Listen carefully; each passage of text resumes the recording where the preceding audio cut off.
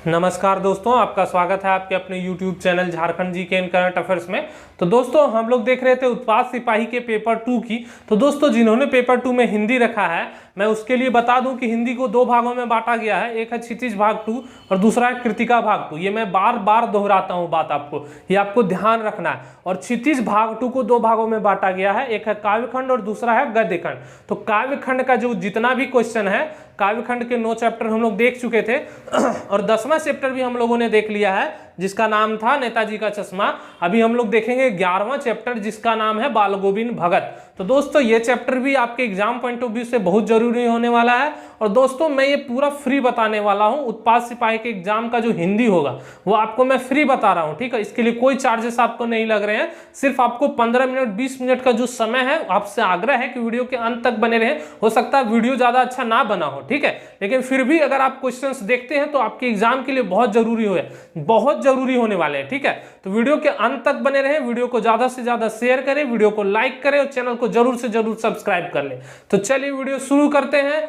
तो दोस्तों 11वां चैप्टर हमारा है बाल गोविंद भगत। आज इसका फर्स्ट क्वेश्चन हम लोग देखेंगे और इसके लेखक कौन है। मैं अगर बात करूं बाल गोविंद भगत चैप्टर की, इस कहानी की, तो इस कहानी के लेखक हैं रामवृक्ष बेनीपुरी। कौन है?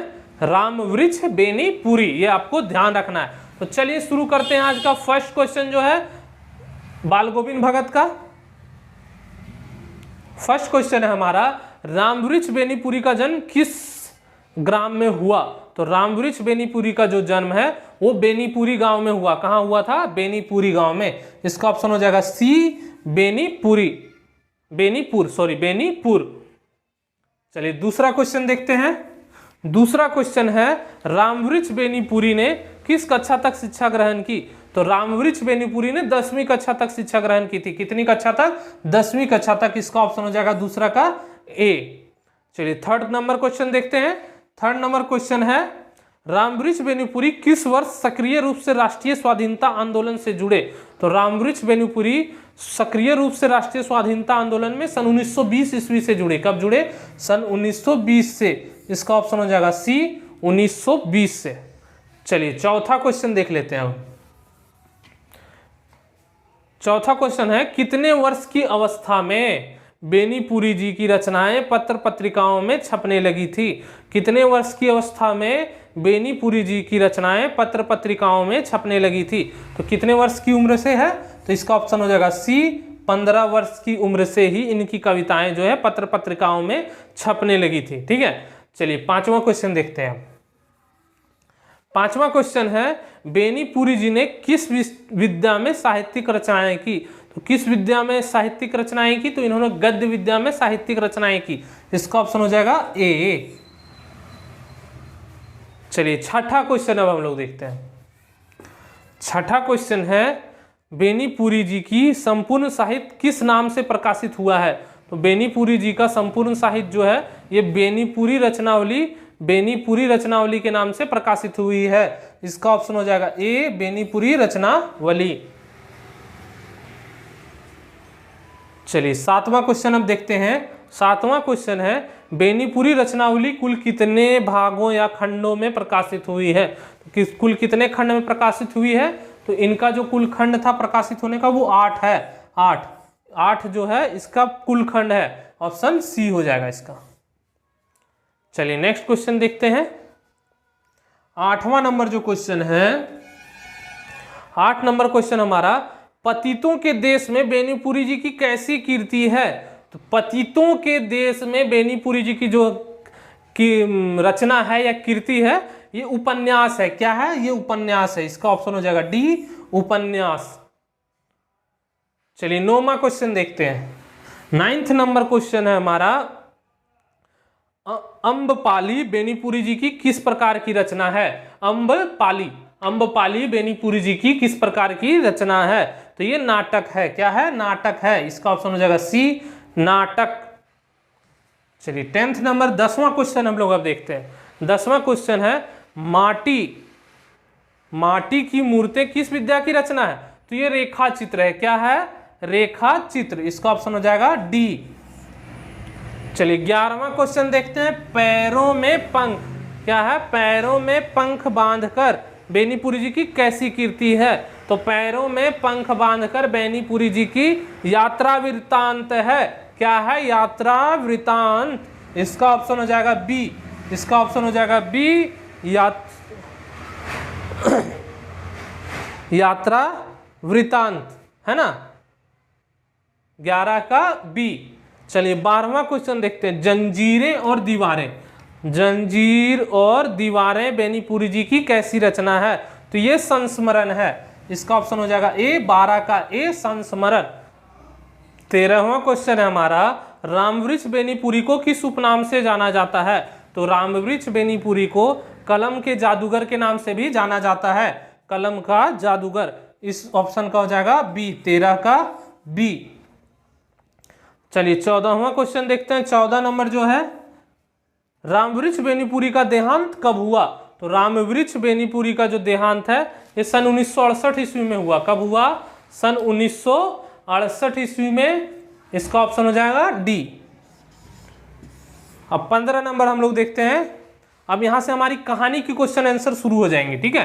कहानी का नाम है बाल गोविंद भगत, लेखक रामवृक्ष बेनीपुरी, ठीक है। फर्स्ट क्वेश्चन है, बाल गोविंद भगत का कद कैसा था? तो बाल गोविंद भगत का जो कद था ये मंझोला था, मतलब ज्यादा बड़े थे ना छोटे थे, ठीक है। इसका ऑप्शन हो जाएगा ए, मंझोला। चलिए 16 नंबर क्वेश्चन देखते हैं। बाल गोविंद भगत का रंग कैसा था? तो 16 नंबर में है बाल गोविंद भगत का रंग कैसा था? तो इनका रंग जो था वो गोरा था। इसका ऑप्शन हो जाएगा सी, गोरा। चलिए 17 नंबर क्वेश्चन देखते हैं। 17 नंबर क्वेश्चन है, बाल गोविंद भगत की उम्र कितनी थी? तो बाल गोविंद भगत की उम्र जो थी ये 60 वर्ष थी। कितनी थी? 60 वर्ष। इसका ऑप्शन हो जाएगा सी, 17 का सी।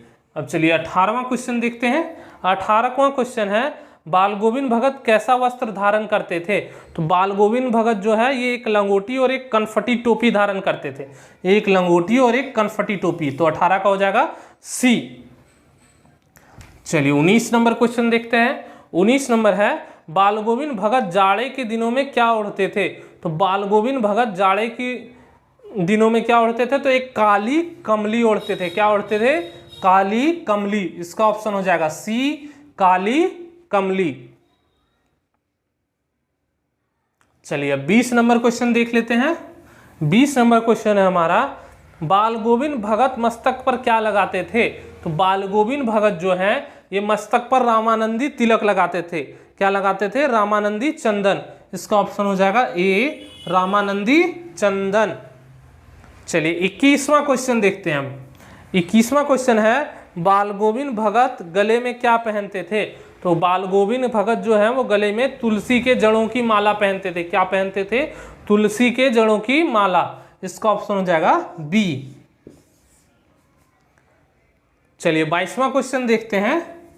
22 नंबर क्वेश्चन है, बाल गोविंद भगत जैसा जीवन व्यतीत कर रहे थे। बाल गोविंद भगत कैसा जीवन व्यतीत कर रहे थे?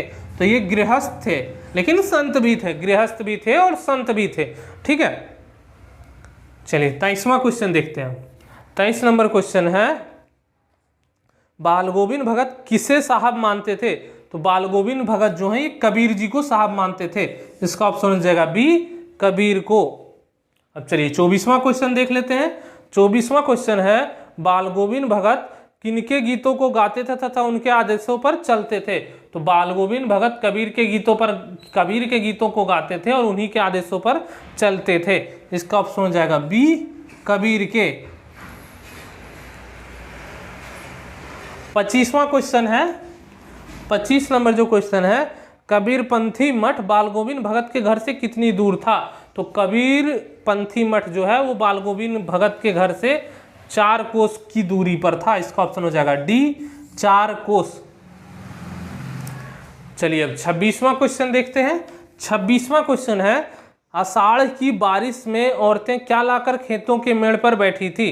तो आषाढ़ की मास में औरतें क्या लाकर खेतों की मेड़ पर बैठी थी?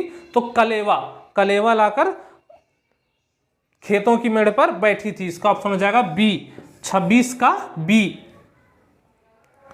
चलिए 27वां क्वेश्चन देखते हैं। 27वां क्वेश्चन है, भादों की अंधेरी रात में बाल गोविंद भगत कौन सा गीत गा रहे थे? तो इसका ऑप्शन हो जाएगा सी। इसका ऑप्शन हो जाएगा सी। चलिए 28वां क्वेश्चन अब हम लोग देखते हैं। 28वां क्वेश्चन है बाल गोविंद भगत की प्रतिलिपियां, बाल गोविंद भगत की प्रभातियां यानी प्रभात फेरे, ठीक है, प्रभातियां किस महीने में शुरू होती थी? तो बाल गोविंद भगत की प्रभातियां कार्तिक महीने में शुरू हो जाती थी। इसका ऑप्शन हो जाएगा कार्तिक महीने में, इसका ऑप्शन हो जाएगा डी। और बाल गोविंद भगत की प्रभातियां किस महीने तक चलती थी? कार्तिक में शुरू होकर के फागुन तक चलती थी, फागुन तक, इसका ऑप्शन हो जाएगा डी, फागुन तक चलती थी। चलिए 30 नंबर क्वेश्चन देखते हैं। 30वां क्वेश्चन हमारा, 30वां क्वेश्चन है बाल गोविंद भगत के गांव से नदी की दूरी कितनी थी जहां वे स्नान करने जाते थे? तो बाल गोविंद भगत की गांव से नदी की दूरी जहां वे स्नान करते जाते थे वो 2 मील की थी। कितने मील की थी? 2 मील की, इसका ऑप्शन हो जाएगा बी। चलिए अब 31वां क्वेश्चन देख लेते हैं। 31वां क्वेश्चन है गर्मियों की शाम में बाल गोविंद भगत क्या गाते थे? तो गर्मियों के शाम में बाल गोविंद भगत संझा गाते थे। क्या गाते थे? संझा, ठीक है, इसे बी हो जाएगा इसका आंसर। चलिए 32वां क्वेश्चन देखते हैं। 32वां क्वेश्चन है बाल गोविंद भगत के कितने बेटे थे? तो बाल गोविंद भगत के एक ही बेटा था। क्या था? एक ही बेटा था, उसका ऑप्शन हो जाएगा ए।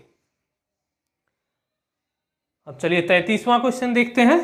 33वां क्वेश्चन है बाल गोविंद भगत का बेटा कैसा था? तो बाल गोविंद भगत का जो बेटा था ये सुस्त और बोधा था। कैसा था? सुस्त और बोधा, मतलब सुस्त भी था और दिमाग से कमजोर भी था और थोड़ा सुस्त था, ठीक है। चलिए इसका हो जाएगा सी, सुस्त और बोधा। अब 34वां क्वेश्चन देखते हैं हम लोग। 34वां क्वेश्चन है बाल गोविंद भगत ने किसे अपने बेटी की मृत्यु का उत्सव मनाने को कहा? तो बाल गोविंद भगत ने अपनी पुतोहू को बोला कि बेटे की मृत्यु का उत्सव मनाने, इसका ऑप्शन हो जाएगा डी, अपनी पुतोहू को। चलिए 35वां क्वेश्चन देखते हैं। 35वां क्वेश्चन है बाल गोविंद भगत के बेटे की चिता को आग किसने दी? तो बाल गोविंद भगत के बेटे की चिता को आग उसकी पत्नी ने दी, मतलब उसके बेटे की पत्नी और बाल गोविंद भगत जी की पुतोहू ने, ठीक है, इसका ऑप्शन हो जाएगा बी, पत्नी ने। आज का लास्ट क्वेश्चन 36वां क्वेश्चन देखते हैं 11वां चैप्टर का। बाल गोविंद भगत हर वर्ष कहाँ स्नान को जाते थे? तो हर वर्ष स्नान को कहाँ जाते थे? तो गंगा जाते थे, इसका ऑप्शन हो जाएगा सी। यहाँ स्नान को स्थान लिखा हुआ है, ये आपको ध्यान रखना है, स्नान को स्थान लिखा गया है गलती से, तो यहाँ स्नान होगा। तो कहाँ जाते थे स्नान को? तो वो जाते थे गंगा। तो दोस्तों ये था लास्ट क्वेश्चन, 36वां क्वेश्चन 11वें चैप्टर का, जिसका नाम है बाल गोविंद भगत और इसके लेखक कौन है? रामवृक्ष बेनीपुरी। तो वीडियो के अंत तक बने रहने के लिए धन्यवाद।